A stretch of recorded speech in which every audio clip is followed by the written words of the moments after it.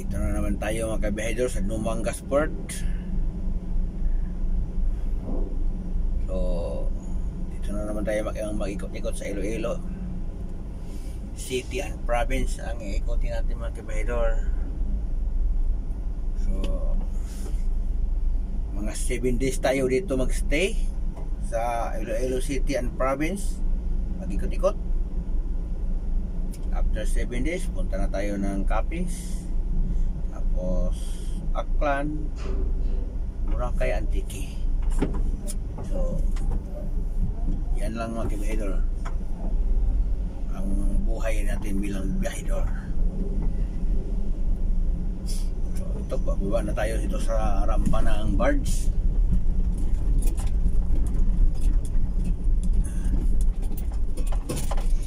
Medyo ano ngayon, hindi masyado maraming pasahero.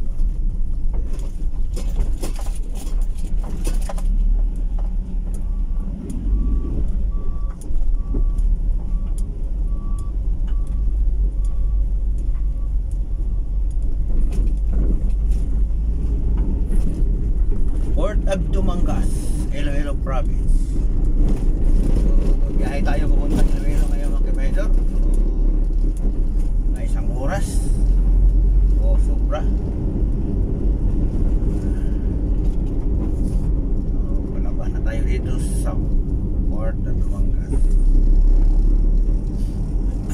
Dito mga kabihedor, pagkahirap dito pag wala kang sasakyan. Kita nyo yung mga tricycle sa gilid papunta doon sa labasan. Ang mahal ng bayad dyan. Nasakyan ako noon 150. Grabe, ang mahal. 150 bawat tao. Kung ikaw lang mag-isa, talagang 500 mo talaga. 500 to 600 ang bayaran mo dyan. Grabe, pagkamahal. Wala silang control sa hingi ng masahe dyan.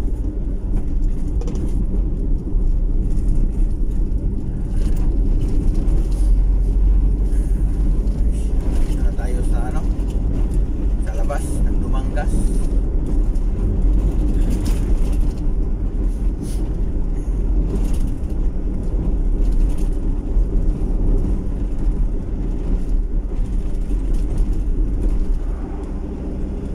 So as usual, sa Iloilo Province na naman tayo. So nakikita niyo naman ang daan dito, maganda pa rin, di ba? Ayan, sinasabi ko mga kabihedor, yung nadaanan ko mga probinsya, Negros, Oriental, Occidental, dito sa Iloilo, Capiz, Aklan, Antique, puro mga gandang daan. Utangin lang sa Cebu talaga.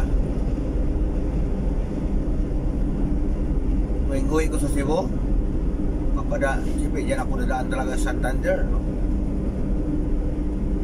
Bukod sa toll lanes lang yan, liit ang daan, daming lubak.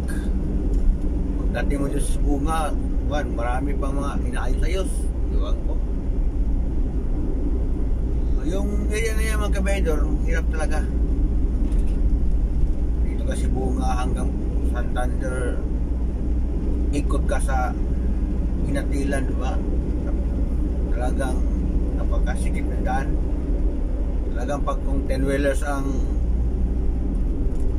ano mo, kasalubong mo, talagang ano ka talaga, tumabi ka talaga maigi. Yan ang hirap sa ano, daan ng Cebu South, no? Iwan ko bakit ang Cebu ano, Cebu Province, bakit pangit ng mga daan.